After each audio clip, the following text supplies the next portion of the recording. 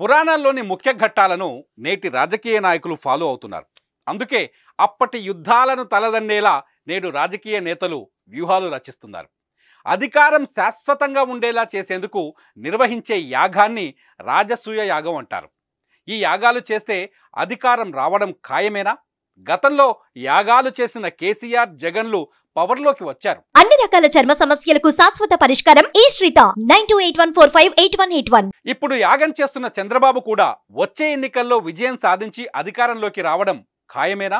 యాగం యోగం విశేషాలు చూద్దాం.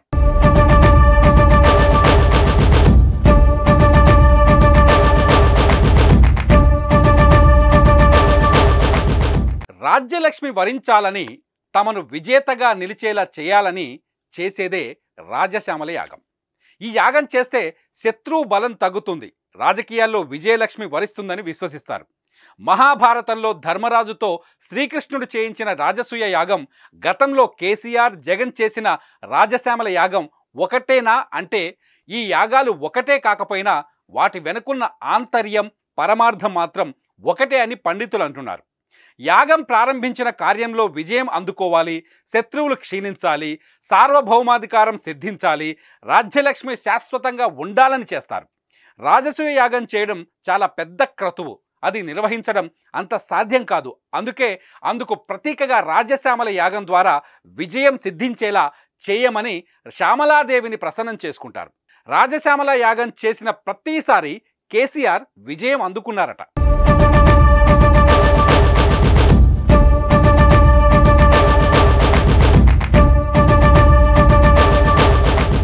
రాజసూయ యాగం రాజ్యం నిలబడడానికి, నా విజయానికి ఎదురు లేదని చెప్పడానికి, శత్రువు తన ఎదురు నిలిచేందుకు కూడా సాహసించలేడని చెప్పేందుకు ప్రతీక.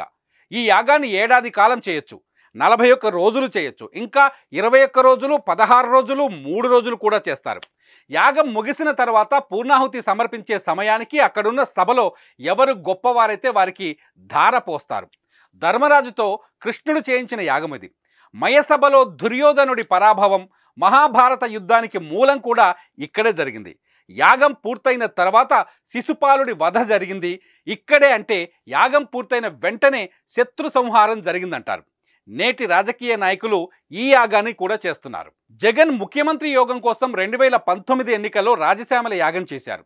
నెల్లూరు జిల్లాకు చెందిన ఓ ఎంపీ ఆధ్వర్యంలో ఈ యాగం కొనసాగింది. ఎన్నికల ప్రచారంలో బిజీగా ఉండడంతో జగన్ పేరున రిత్వికులు ఈ యాగం చేయగా మొత్తం 27 మంది రిత్వికులు పాల్గొన్నారు. జగన్ తరఫున దాన రిత్వికులు వరుణ తీసుకొని యాగాన్ని కొనసాగించారు. 2019 ఎన్నికల్లో జగన్ విజయం సాధించిన సంగతి తెలిసిందే.